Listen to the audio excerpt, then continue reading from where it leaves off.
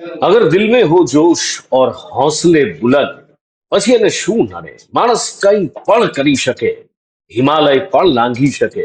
અને બસ આવું જ આપણે ઇતિહાસમાં ક્યારેક સાંભળ્યું હતું, જેને વર્તમાનમાં સાકાર થતા જોયું છે. ભારતીય જનતા પાર્ટીએ મમતાનો ગઢ ખેરવી નાખ્યો, ગઢ પાડી દીધો, એના કાંગરા ખેરવી અને બંગાળમાં 2014 પછીની કદાચ સૌથી મોટી જીત મેળવી છે. ઘણા બધા રંગો, ઘણી બધી વાતો એની બહાર આવી, પણ એમાં એક વાત સામે આવી, એક નામ સામે આવ્યું: દીપ ત્રિવેદી. મમતા બેનર્જીએ ભારતીય જનતા પાર્ટી પર ખૂબ બધા આક્ષેપ કર્યા, પણ એ બધા આક્ષેપ વચ્ચે એક સૌથી મોટો આક્ષેપ અને ચર્ચા આ દીપ ત્રિવેદી રહ્યા, કે જેમના ઉપર બૂથ કેપ્ચર કરવાનો આરોપ લાગ્યો. ભારતીય જનતા પાર્ટીના બિલકુલ હાર્ડ કોર કાર્યકર્તા છે દીપ ત્રિવેદી. અને એવું એમણે કહેવું છે કે 7 લાખ રૂપિયા જે એમણે લગ્ન માટે ભેગા કરીને રાખ્યા હતા, એ પણ ભારતીય જનતા પાર્ટીના પાર્ટી ફંડમાં એમણે આપી દીધા, કે પાર્ટી બંગાળ જીતી અને એક ઇતિહાસ રચી શકે. એ દીપ ત્રિવેદી, કે જેમના માટે ઘણા બધા સવાલો છે કે શું ખરેખર એક ગુજરાતી યુવાન આવું કરી, કારણ કે આવું આપણા ગુજરાતીઓના લોહીમાં હોતું નથી સાહેબ. આપણે તો સીધા સાદા માણસો છીએ, કાયદાથી ચાલવા વાળા લોકો. હા, જે નડે એને આપણે બતાવી દઈએ કે આપણે કોણ છીએ, પણ શું આટલી હદે આપણે જઈ શકીએ? મને તો માનવામાં નથી આવતું. તમને શું લાગે છે? તમને માનવામાં આવે છે કે કોઈ ગુજરાતી આવું કરી શકે? ચાલો આજે તમારા સવાલોના જવાબ આપી દઈએ. મારા સહયોગી મારી સાથે મનીષ પુરોહિત છે, અને એની સાથે દીપ પ્રજાપતિ પણ અમારી સાથે જોડાયા છે, જેમના પર મમતા બેનર્જીએ ખૂબ બધા આક્ષેપ કર્યા હતા અને ખૂબ ચર્ચામાં આવ્યા હતા. દીપભાઈ, આપનું સ્વાગત છે. Manish, over to you. Thank you Nupur. અને ડિજિટલ પ્લેટફોર્મ આપણું ન્યૂઝ ગુજરાત છે, જેના પર દીપ તમારું સ્વાગત છે. દીપ, જે રીતે શ્યામા પ્રસાદ મુખર્જીની ધરતી કે જ્યાં સપનું જોવાયું હતું, અને એ જનસંઘના આદ્ય સ્થાપક શ્યામા પ્રસાદ મુખર્જી, અને એમાં લાખો કાર્યકર્તાઓની બલિદાનની કહાની ભારતીય જનતા પાર્ટીની જીતની પાછળ રહી છે. નુપુરે જે પ્રકારે કહ્યું એ પ્રમાણે ગુજરાતનો એક યુવક જે બંગાળની ધરતી પર રહે છે, પોતાના લગ્નના પૈસા ખર્ચ કરે છે અને ભાજપની એક વિચારધારાને જીતાડવા માટે મહેનત કરે છે. એક સંઘર્ષ લાંબો રહ્યો, પરંતુ મમતા બેનર્જીએ તમારો જયારે વિડીયો રિલીઝ કર્યો, તો એક ગુજરાતીઓ જયારે બૂથ કેપ્ચર કરવા માટે બંગાળમાં બહારી છે અને અહીંયા આવ્યા છે, આ પ્રકારનું એક સેન્ટિમેન્ટ ઉભું કરવાની કોશિશ કરી. એ આખી સંઘર્ષની કહાની, અને ત્યારબાદ નુપુર આપણે દીપ પાસેથી એ પણ જાણવું છે કે કેવી રીતે એમની સાથે કામ કરનારા શુભેન્દુ અધિકારીના પીએની હત્યા થઈ જાય છે, એમની સાથેનું એમનું બોન્ડિંગ શું બિલકુલ. છે, એ પણ આપણે દર્શકો સુધી પહોંચાડવું છે. દીપ, સૌથી પહેલા એ જણાવો કે મમતા બેનર્જીએ જયારે તમારો એક વિડીયો રિલીઝ કર્યો, એમને પોતે રિલીઝ કર્યો છે કે આ પ્રકારે ગુજરાતીઓ બૂથ કેપ્ચર કરી રહ્યા છે, તો એની સચ્ચાઈ શું હતી? એટલે એ ઘટના આખી એવી હતી કે મમતા દીદી સ્ટ્રોંગ રૂમમાં જતા રહ્યા હતા. બૂથ કેપ્ચરિંગ નતું થયું. વોટિંગ થયા પછી આપણા જે ઈવીએમ્સ હોય એ ભવાનીપુરના એક સ્ટ્રોંગ રૂમમાં પડ્યા હતા, અને એ સ્ટ્રોંગ રૂમમાં પડ્યા હતા. તો મમતા દીદી ત્રીજા દિવસે જ એમને ખબર પડી ગઈ કે હારવાના છે. તો 4 કલાક સુધી સ્ટ્રોંગ રૂમમાં હતા, અને મને એની માહિતી મળી. તો પછી હું ત્યાં ગયો હતો અને મેં ત્યાં વિડીયો બનાવ્યો હતો, કેમ કે આપણને સેન્ટ્રલ ફોર્સિસ ત્યાં હતી એટલે ભરોસો હતો, ચિંતા નથી કે કંઈ થવાનું નથી. એ ત્યાં જઈને ખાલી બંગાળનો માહોલ ખરાબ કરવા માંગે છે, બંગાળના લોકોને ભડકાવવા માંગે છે, અને એના પાર્ટી કાર્યકર્તા આવું કરે એટલે ઉશ્કેરાય અને બંગાળના લોકોનો ત્યાં હા. ડર વધારે બેસાડે. આ જ કરવા માંગવાનું એનું એક નીતિ હતી, કેમ કે ગયા વર્ષે બી એને એવું કરેલું જ્યારે 21માં ઇલેક્શન હતું ત્યારે. તો ત્યાં જઈને હું ત્યાં હતો, અને સ્ટ્રોંગ રૂમ ની ઇર્દ ગિર્દમાં 100 મીટરમાં એક ઝંડો કે એક લોગો કઈ બી નહીં હોવું જોઈએ. તો એક આખી ટીએમસી થી ઉતરેલી ગાડી પડી હતી, અને એ ગાડી અમને ખબર પડી કે ગાડી ત્યાં પડી છે. તો અમે લોકો એ ગાડીમાં શું છે અને એ ગાડી ત્યાં નહીં હોવી જોઈએ એની માટેનું પ્રોટેસ્ટ કરેલું. અને એ પ્રોટેસ્ટમાં અમે લોકોએ ખાલી એટલું રિક્વેસ્ટ કરેલું પોલીસ ત્યાં કર્મીને કે તમે ખાલી ગાડીમાં શું છે એ શંકા દૂર કરો. એવું હોય તો તમે જાતે જોઈ લો, તમે વિડીયો લઈને અમને બતાવી દો, અમને કોઈ વાંધો નથી, પણ તમે ગાડીમાં શું છે એ અમે શંકાનું સ્થાન અમારું ક્લિયર થવું જોઈએ, કેમ કે આટલી મોટી ગાડી અહીંયા તો નહીં જ હોવી જોઈએ. તો એ લોકોએ અમને જોવા તો નહીં દીધી, પણ એમને ઊંચા કરીને બાજુમાં નાખ્યા, ને એ બધી વિડીયો મેં પોસ્ટ કર્યા છે. અને એ જ વિડીયો પોસ્ટ કરીને મમતા દીદી એવું બોલે છે કે આ ગુજરાતી યુવો, ગુજરાતનો યુવા, મારું નામ દીપ પ્રજાપતિ કરીને એવું બોલે છે કે અહીંયા બંગાળનો માહોલ ખરાબ કરે છે, બંગાળમાં આવીને બંગાળનો માહોલ ખરાબ કરે છે, એવા આક્ષેપ. એ દીપભાઈ, તમારા એ વિડીયો અમે જોયા હતા, અને એની અંદર તમે કહી પણ રહ્યા છો કે આ આવડી મોટી ગાડી છે, આ બંગાળની ગાડી છે અને ટીએમસી ની ગાડી છે, અને એની અંદર કંઈ પણ હોઈ શકે છે, મતપેટીઓ પણ હોઈ શકે છે અંદર, એ લોકો મતપેટીઓ પણ અથવા ઈવીએમ પણ લઈ જતા હોય, એ આશંકા તમે એક વ્યક્ત કરી હતી, એ કેમ? કેમ કે તમે સમજો કે ત્યાં ત્યાં એ લોકો જીતવા માટે કઈ બી પ્રયાસ કરે એવા લોકો છે. એ લોકોને જીત માટે તમને એમના માટે કોઈને મારી નાખવું એ બધું બહુ નોર્મલ વસ્તુ છે ત્યાં. અને અને એ 100% થઈ શકે કેમ કે એમને બંગાળની તમે ઇતિહાસ જોશો તો સૌથી ફ્રી એન્ડ ફેર ઇલેક્શન અત્યારે આ વખતે 26માં થયું છે. ફ્રી એન્ડ ફેર હજુ બી નહીં કહી શકાય, પણ સૌથી વધારે ફ્રી એન્ડ ફેર, મતલબ 2-5% તમને કદાચ એવું જોવા મળ્યું હશે. કારણ કે ત્યાં લોકો એટલું ડરાવી ધમકાવીને લાસ્ટ 21માં તો બોમ્બિંગ થયેલા છે, જ્યાં કાઉન્ટિંગ થતું હોય ત્યાં બોમ્બિંગ થયેલા છે, બૂથ કેપ્ચરિંગ કરી નાખે, લોકો છપ્પા કરી નાખે, એ બધું બહુ એ લોકો માટે નોર્મલ વસ્તુ છે.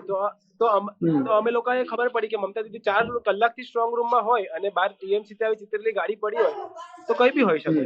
તો અમે લોકોએ ખાલી એટલી રિક્વેસ્ટ કરેલી કે ગાડીમાં શું છે અમને એટલું બતાવી દો, પણ અમને બતાવ્યું તો નહીં. અને એમને બાંગ્લાદેશી બંગાળમાં રહે ચાલે, પણ કોઈ ગુજરાતી આવીને એમનો આવાજ બને બંગાળના લોકોનો, એ નહીં ચાલે. અને બંગાળની પરિસ્થિતિ એવી છે કે ત્યાં યુવાઓ કે તમે કોઈ બી ઉંમરના લોકો જોશો તો એ લોકો બહાર આવીને બોલવા નથી માંગતા. 4 તારીખ પહેલાની વાત છે.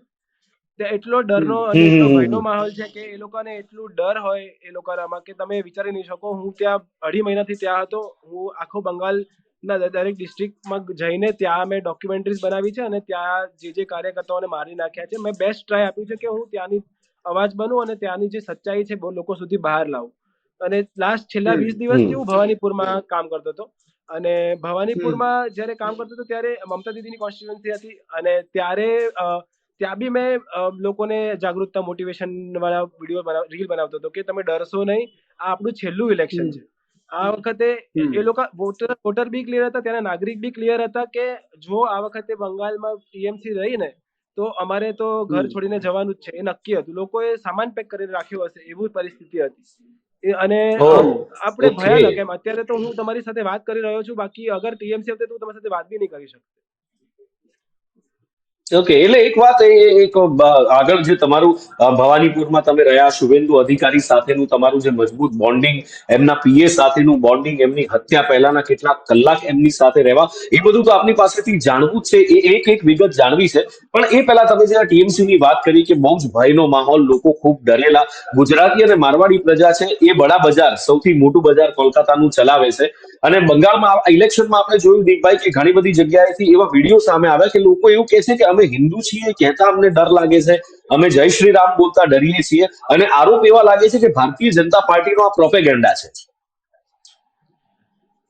ના, અને જે તમે વાત કરો છો કે શુભેન્દુ અધિકારીજીની કોન્સ્ટિટ્યુન્સીમાં મેં કામ કર્યું છે, એમને ખ્યાલ હતો કે હું ત્યાં હતો. અને એમના જે પીએ છે એમને મેં નજીકથી કામ કરતા જોયા છે. મારું એટલે હું કેવું હતું કે મારું અનગ્રાઉન્ડ લેવલનું કામ હતું, એટલે મારું એમની સાથે સંપર્ક નહીં થતું, પણ એમને આખું ઇલેક્શન મેનેજમેન્ટ કેમ્પેનિંગ ભવાનીપુરનું એમને સંભાળેલું છે. એટલે મેં એમને નજીકથી જોયા છે. અને એટલો બી મેં એટલે મને ખબર છે એ રિટાયર્ડ એરફોર્સના ઓફિસર હતા એ. અને તમે અને બીજી વાત એ કે ત્યાં જય શ્રી રામનો પ્રોપોગન્ડા તમે વિચારી નહીં શકો. ત્યાં લોકોને જય શ્રી રામ બોલવું હોય તો બી બોલવાનું બોલે એ ક્રાઇમ છે એવું લાગે છે લોકોને ત્યાં. અને એવું લોકોને ડર હોય અંદર. અને તમે 4 તારીખે જોયું હશે કે લોકો જાતે બહાર ઉતરીને ઝંડાથી જાતે જય શ્રી રામ બોલ્યા છે. એટલે એ લોકોને કેટલું અંદર એવું હતું હશે. અને તમે અગર જય શ્રી રામ બોલો અને ટીએમસી નો કાર્યકર્તા કોઈ બી સાંભળી લીધું તમને રસ્તામાં કઈ બી કરી શકે, એટલો એવી પરિસ્થિતિ હોય ખાલી જય શ્રી રામ બોલવા પર. હા, અરે તમે સમજો, તમે એમને ખબર પડે ને કે ટીએમસી ના તમે જાહેરમાં ભારતીય જનતા પાર્ટીને સમર્થન આપ્યું છે, બીજા દિવસે તમારા ઘરે ટીએમસી ના ગુંડાઓ આવે અને તમને કે તમે કેમ આ બધું કરો છો, તમે કેમ આ બધી વસ્તુમાં પડ્યો છો, તમારા ઘરે દીકરી ને માં છે, તમે કેમ આ બધી વસ્તુમાં પડ્યો છો. આવું બધું થયેલું છે લોકો સાથે, ગુજરાતી લોકો સાથે થયેલું છે. અચ્છા દીપ, એક સવાલ એવો પણ થાય કે જ્યારે મોટી સંખ્યામાં કાર્યકર્તાઓ ગુજરાતથી જ્યારે બંગાળમાં ગયા હતા તો ભાજપની જે ચૂંટણીમાં કામ કરવાની જે સ્ટ્રેટેજી છે, જે રણનીતિ છે, એનો એક હિસ્સો છે કે ભાજપ મોટાભાગના જે ભાજપ શાસિત રાજ્યો છે એમાંથી કાર્યકર્તાઓની એક મોટી ફોજ કોઈ પણ ચૂંટણીવાળા રાજ્યમાં ઉતારે છે. અને જે પણ રાજ્યમાં જ્યાં ભાજપની સરકારો નથી હોતી તે આ પ્રકારે જય શ્રી રામ એ ભાજપનો ચૂંટણીનો નારો બની જાય છે, એવા પણ આરોપ લાગે છે. તો તમારું શું કહેવું છે? કારણ કે જે ભાજપની સ્ટ્રેટેજી છે હિન્દુત્વના બેઝ પર પાર્ટીની થીમ વધારવી, અને ત્યારબાદ પશ્ચિમ બંગાળમાં પણ એવા આરોપ લાગ્યા છે કે ગુજરાત સહિત જે પણ ભાજપ શાસિત રાજ્યો છે એમાં ટ્રેનો ભરી ભરીને યુવાનો આવ્યા છે અને એ લોકો છેલ્લા કેટલાય મહિનાઓથી આ પ્રકારે એક્સરસાઇઝ કરી રહ્યા છે. તો એ ભાજપની ચૂંટણી નવી સ્ટ્રેટેજી બની ગઈ છે કે બહારથી લઈ જવાના અને ત્યારબાદ પ્રચાર કરવાનો અને પછી જય શ્રી રામના નારા બોલીને એક હિન્દુ સેન્ટિમેન્ટ ઉભો કરવાનો. નહીં, આવું નથી. હું તમને મારી વાત કરું તો હું મારી જાતે ગયો હતો. મને ભાજપે નતો મોકલ્યો. મને બંગાળની ઓકે. પરિસ્થિતિ ખબર હતી. આ વખતે બંગાળમાં શું થશે તો શું થશે, બંગાળની હાલત શું થશે, બંગાળી હિન્દુને બંગાળ છોડવું પડશે, આવી રિયલમાં પરિસ્થિતિ છે. તમે 526 કિલોમીટર બોર્ડર ખુલ્લી છે. તમે વિચારો, બાંગ્લાદેશથી 526 કિલોમીટર બોર્ડર ખુલ્લી, એટલા બધા બાંગ્લાદેશી ખુલ્લે આમ આવી શકે છે, આવ્યા છે, રહે છે. કેટલા લોકોએ એમનું ઘર ખોયું છે. કાશ્મીરી હિન્દુનું જેમ જેનોસાઇડ થયું બંગાળમાં થઈ ચૂક્યું છે પહેલા, પણ આપણે લોકો પક્ષ નથી આવ્યું.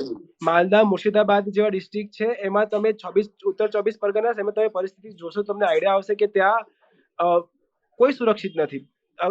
ખાલી ને ખાલી મતલબ મારે ખબર નહીં કેવી રીતે બોલું, મને આઈડિયા નથી આવતો, પણ એટલી ગંદી પરિસ્થિતિ કરી દીધી છે બંગાળની કે આપણે વિચારી નહીં શકીએ. અને રહી વાત આ વખતે ટીએમસી આવતે, ભારતીય જનતા પાર્ટી નહીં આવતે, તો બંગાળ આપણે ભૂલવું પડતે. આપણે બંગાળમાં નહીં જતે. આપણા બચ્ચા લોકોને લઈને ફરવા દાર્જિલિંગ, બંગાળ એટલી જોરદાર ભૂમિ છે, ક્રાંતિઓની ભૂમિ છે. ત્યાં માં ગંગા છે, ત્યાં સુભાષચંદ્ર બોઝની ભૂમિ, રવિન્દ્રનાથ ટેગોરની ભૂમિ, શ્યામાપ્રસાદ મુખર્જીની ભૂમિ, ત્યાં ક્રાંતિ ત્યાંથી થઈ હતી. બંગાળનું કોન્ટ્રીબ્યુશન ભારત દેશમાં એટલું મોટું છે કે આપણે વિચારી નહીં શકીએ, અને આટલું કોઈ આપી બી નહીં શકે બિલકુલ બિલકુલ ભારત માતા. અને જ્યારે ભારત માતાને આવી જરૂર પડે ત્યારે યુવાઓને જવાબદારી છે. હું તો કહું બિલકુલ વિવેકાનંદ, સ્વામી વિવેકાનંદની ધરતી, એમના ગુરુની ધરતી. યસ, હા, બિલકુલ. કોઈ બી પણ આમાં તમે એક યસ, એ મને સવાલ એ થાય આમાં, તમે એવું કીધું કે મને ભારતીય જનતા પાર્ટીએ મોકલ્યો નહોતો, હું ગયો, અને બીજી બાજુ તમે એવી રીતે કહી રહ્યા છો કે શુભેન્દુ અધિકારીની ખૂબ નજીક રહી અને આખા કેમ્પેઇનમાં હું એમની સાથે રહ્યો. તો ભારતીય જનતા પાર્ટી તો બધું પ્લાનિંગ કરીને એક સાથે ચાલે ને, તો અચાનક જઈને તમે જોડાયા કે કેવી રીતે થયું એ તો પછી? ના, એટલે શુભેન્દુ અધિકારીજીના નજીક, કેમ કે એ તો બહુ બિઝી હતા અને સીએમ ફેસ હતા, એટલે હું એમને નજીક, મેં નથી કીધું કે એમને નજીક રહીને મેં કામ કર્યું છે, એટલે એમના કેમ્પેઇનમાં કામ કર્યું એમ. હા, મેં એમના માટે કામ કર્યું છે, કેમ કે લાસ્ટ 20 દિવસ ભવાનીપુર વિધાનસભામાં હતો અને ડોક્ટર પ્રકાશચંદ્રજી જે હતા એમને હું સંપર્કમાં આવ્યો, કેમ કે હું મારી જાતે એકલો ગયો હતો, તો હું કોઈને શોધતો હતો કે જે મને મદદ કરે. અને ડોક્ટર પ્રકાશચંદ્રજી જે હતા એમને વાત કરી અને મેં કીધું કે મને તમે ગાઈડ કરો, હું કેવી રીતના કોન્ટ્રીબ્યુશન કરી શકું, કેમ કે મારો એક જ ધ્યેય હતો, બંગાળને બચાવવું છે. એટલે હું ત્યાં બસ તો મેં અને પછી એમને મને ગાઈડ કર્યું, અને મેં પણ મારી રીતના, મને જેટલું થાય એટલું મેં મારી રીતના, મારું જે હથિયાર હતું સોશિયલ મીડિયા, એ મેં બેસ્ટ ઉપયોગ કરીને મેં જે બેસ્ટ આપ્યું મારું, અને બસ મેં મારું બેસ્ટ આપ્યું, ને ભગવાનની દયાથી ત્યાં લોકોની સુધી મારી અવાજ ગઈ, એમની અવાજ બની શક્યો. અને બસ, અને એટલે હું એમ નથી કહેતો કે શુભેન્દુજી અધિકારીજી તો એટલા મતલબ એટલા લોક ચાહના વાળા નેતા છે ત્યાંના, તમે વિચારી નહીં શકો. ત્યાં એમની પાસે સમય જ નહીં. એમને ખબર હશે કે દીપ કરીને છોકરો આવ્યો છે, બાકી મને મારું બેસીને એમની સાથે 5 મિનિટનું સંવાદ નથી થયું. આપણે સેવા આપણે, હા, અને એમના જે પીએ છે એમની સાથે બી મારો એકદમ સંવાદ નથી થયો. એમનું કોઈ કામ હોય તો મેં કોઈ વખત જોયું હોય એમને, બાકી એ મને ફેસથી ઓળખતા હતા, એવું હતું. પણ એમનું જયારે સાંભળ્યું ત્યારે બહુ જ દુઃખ થયું, બહુ એટલે બહુ દુઃખ થયું કે બિલકુલ. એ શું થયું હતું દીપભાઈ, એની આગળ વાત કરીએ. યસ, એ શું થયું એની આગળ વાત કરીએ, પણ એ પેલા અમારી દીપભાઈની વાત, એ તો એની વિસ્તારથી વાત કરવી જ છે. એ રક્ત ચરિત્ર બંગાળનું એ પણ આપે જે નજર જોયું છે એની વાત બી કરવી છે. પણ એ પેલા વિસ્તારથી એક વાત તમારી પાસેથી એ જાણવી છે કે પેલા પૈસા જે લગ્ન માટે ભેગા કર્યા હતા એ પાર્ટીમાં આપી દીધા, એનું કારણ શું હતું? કે આગળ પછી હવે લગ્ન કરવાનો વિચાર છે કે પછી આજીવન અવિવાહિત રહેવાનો વિચાર છે? જો કે આજીવન અવિવાહિત રહેનારાઓ માટે સત્તાનું સુકાન બીજેપીમાં ખુલ્લું રહેતું હોય છે. ના, એટલે મારી તો મને ખબર હતી પરિસ્થિતિ, અને મારા ઘરે ફાધર માનતા નહીં હતા, અને એમને મેં કીધું કે તમે છે ને લગ્નમાં મારું પૈસા નહીં વાપરતા, પણ મને અહીંયા જવા દો, કેમ કે આ વખતે બંગાળમાં આપણે બચાવ્યું નહીં, બંગાળને તો ક્યારેય બી નહીં બચે, ભારતનો એવો અંગ ખોવો પડશે. હું રાષ્ટ્ર પ્રથમની ભાવના વાળો વ્યક્તિ છું, વ્યક્તિ સે બડા દલ, દલ क्या સે बात બડા है। દેશ એ આપણા સંસ્કાર છે. તો જ્યારે દેશની જરૂર પડે ત્યારે આપણે જવું જોઈએ. અને વિવાહની વાત હોય તો વિવાહ તો હવે નસીબમાં છે, નસીબમાં હશે તો કરીશું. અને એ તો દીપ, મારો મારો એક એક એક એક એક એની સાથેનો જ એક સવાલ છે જે નુપુરભાઈ પૂછ્યો છે. અ, મારે એ જાણવું છે કે આ જનૂન ક્યાંથી આવે છે, કારણ કે એવા ઘણા સ્વયંસેવકો રાષ્ટ્રીય સ્વયંસેવક સંઘ સાથે જોડાયેલા હોય કે ભારતીય જનતા પાર્ટી માટે પાયાનું કામ કરતા હોય. બંગાળમાં ઘણા બધા લોકોની હત્યા થયાના સમાચાર પણ આપણે સાંભળ્યા છે, કારણ કે રાજનીતિક હત્યા એટલે કોઈ જૂની વાત નથી. હંમેશાથી થતું આવતું એ કામ છે. એ દબંગ નેતાઓ કે જે અત્યારે એક સમય ટીએમસી માં હતા ને અત્યારે ભાજપના બહુ મોટા નેતાઓ છે, એમનો પણ ઇતિહાસ આ જ ટાઈપનો રહ્યો છે, કોઈ એમાં નવી વાત નથી. પ્રશ્ન માત્ર એટલો છે કે એમની વિચારધારા ત્યારે બદલાઈ ગઈ જયારે એમણે પાર્ટી બદલી નાખી છે. નુપુર, આપણે રાજનીતિના જે લોકો જાણે છે બધાના લોકોને આ વાતની ખબર છે કે શુભેન્દુ અધિકારી પણ ટીએમસી ના એક સમયના બહુ જ મજબૂત અને મમતા દીદી પછીનો બીજો बिल्कुल। નંબરનો ચહેરો यस। હતો. તો મારો પ્રશ્ન એ છે કે શું એ ભાવના ક્યાંથી જન્મે છે કે ભલે ગમે તે પાર્ટીમાંથી આવે. ભવાનીપુરમાં જયારે તમે શુભેન્દુ અધિકારી માટે કામ કરતા હતા તો ખાસ સવાલ મારે તમને એ છે કે ભલે ગમે ત્યાંથી આવે, પણ જયારે અત્યારે ભાજપમાં રહીને ચૂંટણી લડે છે, એ વિચારધારા સાથે ચૂંટણી લડે છે, તો એના માટે પોતાના લગ્નનો ખર્ચો પણ એમાં વાપરી દેવો અને પછી એ ભયપૂર્ણ વાતાવરણ વચ્ચે પોતાની જાતને લઈ જવી અને તમે જયારે ગુંડા કહો છો એ ગુંડાઓ વચ્ચે તમે પ્રચાર કરો છો, તો એ ક્યાંથી આવે છે આવું બધું? મારે તો મારો એક જ જી. ધ્યેય હતો, બંગાળને બચાવવું છે. અને કોનાથી?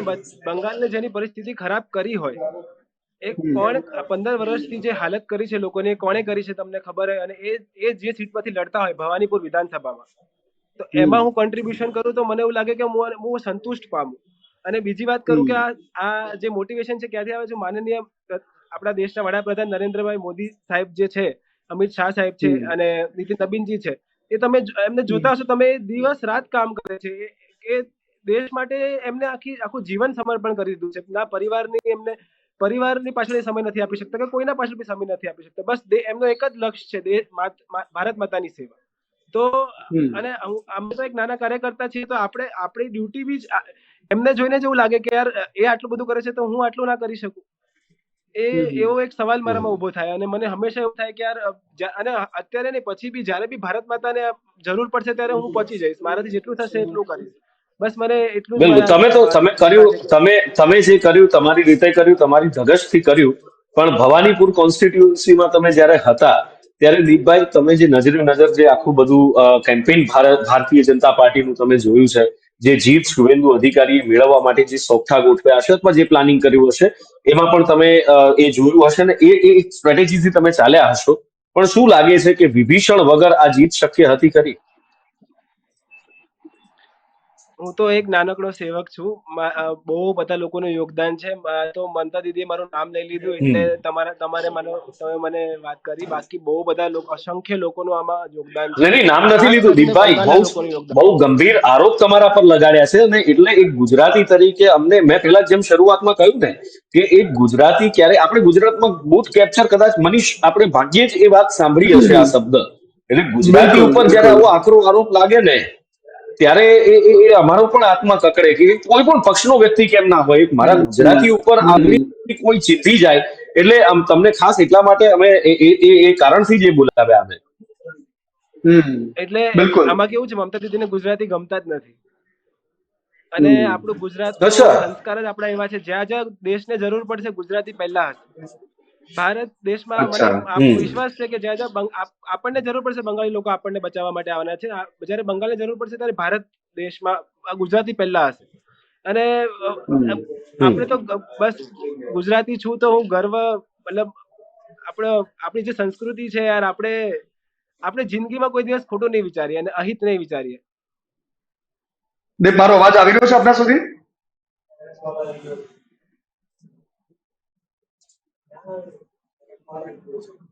નુપુર, મને લાગે છે વેલ, દીપ સાથે હા દીપ, કનેક્શન થોડું ડિસ્ટર્બ થયું છે, પણ પ્રશ્ન એ જ છે નુપુર કે ગુજરાતીઓની જ્યાં સુધી વાત છે, દીપનું કહેવું છે કે ગુજરાતીઓને મમતા દીદી પસંદ નથી કરતા, એ રાજનીતિમાં બરાબર છે, એમને એ ભાજપ સાથે એમની લાગણીઓ જોડાયેલી હોય, બરાબર છે, પણ જોવા જેવી વાત એ છે કે એક છોકરો કે જેના મનમાં ભાજપ માટે આટલું કરવાનું જે ઘીલું લાગે છે, અને ભાજપ એવા કાર્યકર્તાઓની લાખોની સંખ્યામાં ફોજ તૈયાર કરી શકે છે. એ જોતા એવું લાગે છે કે ભાજપના લાંબા સમય માટેના પ્લાનિંગ સાથે થયેલી આ રણનીતિનો ભાગ છે. અને પશ્ચિમ બંગાળ હોય કે પછી બાકીના સાઉથના સ્ટેટ્સ હોય, એ જોતા મને એવું લાગે છે જો આ પ્રકારના દીપ જેવા કાર્યકર્તાઓ ભાજપને જો મળે છે તો આ તમામ રાજનીતિના જાણકારો અને રાજનીતિક પાર્ટીઓએ દીપ જેવા કાર્યકર્તાઓની ખાસ જરૂર છે. અને કદાચ આ જ રીઝન છે નુપુર કે મને લાગે છે કે ભાજપ એક પછી એક રાજ્યોને સર કરતું ગયું અને લગભગ 75% જેટલા ભૂભાગ પર અત્યારે એની સરકાર છે. નુપુર. બિલકુલ. અને આવું ક્યારેય આપણે ભારતીય જનતા પાર્ટીનું ચિત્ર નથી જોયું. 2019 આપણે જાણીએ છીએ મનીષ, એ વખતે ભારતીય જનતા પાર્ટી પીક ઉપર હતી કે દેશના બહુ બધા મોટા ભૂભાગ ઉપર કબજો આપણે જોયું છે. એ તો આની પહેલા ક્યારેય આવું ચિત્ર જોયું જ નથી. ઓફકોર્સ પણ દીપ જો ફરીથી જોડાય ને તો એ પણ આપણે એમની પાસેથી એ જાણવું છે, એ પૂછવાનો પ્રયત્ન કરવો છે કે શું ખરેખર ત્યાં બંગાળમાં આ રીતના પરિસ્થિતિ જો હતી તો એમને કોઈ ડર લાગ્યો કે નહીં. અને જે કારણ કે સ્વાભાવિક છે ને મનીષ કે જ્યારે કોઈ આપણને આપણી સામે કોઈ આવે અને આ રીતે જો ધમકી આપતો હોય તો એક સામાન્ય વ્યક્તિ તરીકે, એક ઘરબાર વાળા વ્યક્તિ તરીકે, મા બાપ પણ હોય ઘરમાં, બહેનો હોય, ભાઈઓ હોય, દીપ તો જો કે હજી અપરિણિત છે, પણ કોઈને પણ એટલે પત્ની બાકી તો હોય, બાળકો હોય, એટલે કોઈને પણ ડર લાગે. પણ એ ડરની વચ્ચે પણ એક આવો યુવાન છોકરો, 21-22 વર્ષનો છોકરો દીપ જેવો, અને એ સામેથી જાય છે અને ત્યાં લડે છે. પાર્ટી માટે તો છે જ એમના મનમાં, અને જે એમની વાતો આપણે સાંભળી એના માટે એક દેશ માટેનું, અને એની સાથે સાથે પોતાનો જે ધર્મ છે, પોતે જેમાં વિશ્વાસ રાખે છે, પોતે જેને પૂજનીય ગણે છે, એ દેવી દેવતાઓ અને એ ધર્મ માટે પણ એમને ખૂબ એક પ્રેમ, એક વાલ, અને એના માટેનું એક જુજારુપણ પણ એ આજના યુવાનોમાં દેખાય છે મનીષ. બિલકુલ બિલકુલ નુપુર. અને મને લાગે છે કે દીપનું બીજી વાર જોડાવું અશક્ય લાગી રહ્યું છે કારણ કે એમને કોઈ કામ આવ્યું છે અને કદાચ આપણી સાથેથી ડિસ્કનેક્ટ થયા છે. પણ ખેર નુપુર, આ જે છે ને એમાં સૌથી મોટી વાત અહીંયા એ રહી છે કે દીપ જેવા કાર્યકર્તાઓ જો જે પાર્ટીમાં હશે એ દેશ પર રાજ કરશે, એમાં કોઈ બેમત નથી. અને અંતમાં આપણે આ ચર્ચાને પૂરી કરીએ પહેલા દર્શકોને આપણે એ પણ કહેવું છે કે દીપ જેવા કાર્યકર્તાઓથી લઈને નેતાઓની એ કહાનીઓ, રાજનીતિના એ આટાપાટા અને રાજનીતિની એ સાટમારી અમે એટલે કે હું અને નુપુર પટેલ બંને અમે તમારા દર્શકો સુધી પહોંચાડતા રહીશું, તમારા સુધી પહોંચાડતા રહીશું. Nupur, over to you. બિલકુલ. અને ખૂબ રસપ્રદ વાતો, એવી વાતો કે કારણ કે મેં અને મનીષે જે અમારું જે જીવન છે પત્રકારત્વ તરીકેનું, ખૂબ સાથે પણ એક સાથે એક દાયકા જેટલો સમય વિતાવ્યો છે, અને એક સાથે ઘણું બધું રિસર્ચ, એનાલિસિસ, એટલે એવી એવી વસ્તુઓ અમે ખોદીને લાવતા રહીશું. કારણ કે અમે બંને હીરા પણ છીએ અને જોહરી પણ છીએ. એટલે જમીનમાંથી હીરા ક્યાંથી નીકળે અને કેવી રીતે આપને એ કહાનીઓ બતાવી. નહીં, આ તો પણ રસપ્રદ વાત એ છે કે કેવી રીતે એ કહાની, એની કહાનીની અંદર પણ એક કહાની હોય, જે અસલી હીરો આપણે જે કહીએ, ઇનસાઇડ સ્ટોરી, રાઈટ. એ પણ આ રીતે આપણે આપતા રહીશું. અને એની સાથે બંગાળની જો રિયલ સ્ટોરી તમારે જાણવી છે, શુભેન્દુ અધિકારી જે મુખ્યમંત્રીનો ચહેરો બની ગયા, એ શુભેન્દુ અધિકારીની શું કહાની તમને ખબર છે? જો નથી ખબર ને તો ન્યૂઝ ગુજરાત પર આવો, જુઓ, લિંક તમને આપીએ છીએ, એના પર ક્લિક કરો. મનીષ તમને આખી કહાની સંભળાવશે. Manish. Thank you so much Nupur. અને દર્શકોને પણ આપણે એકવાર ફરીથી આભાર કહીએ છીએ. નાનો પરિવાર છે, ધીરે ધીરે આપણો પરિવાર મોટો થતો જશે. દર્શકોની આપણી વાત પસંદ પડે છે તો અમે ફરી એકવાર તમને વિનંતી કરીએ છીએ કે અમારી સાથે બિલકુલ. જોડાઓ, અમારા પરિવારનો હિસ્સો બનો. Thank you so much. Thank you. ખૂબ ખૂબ આભાર.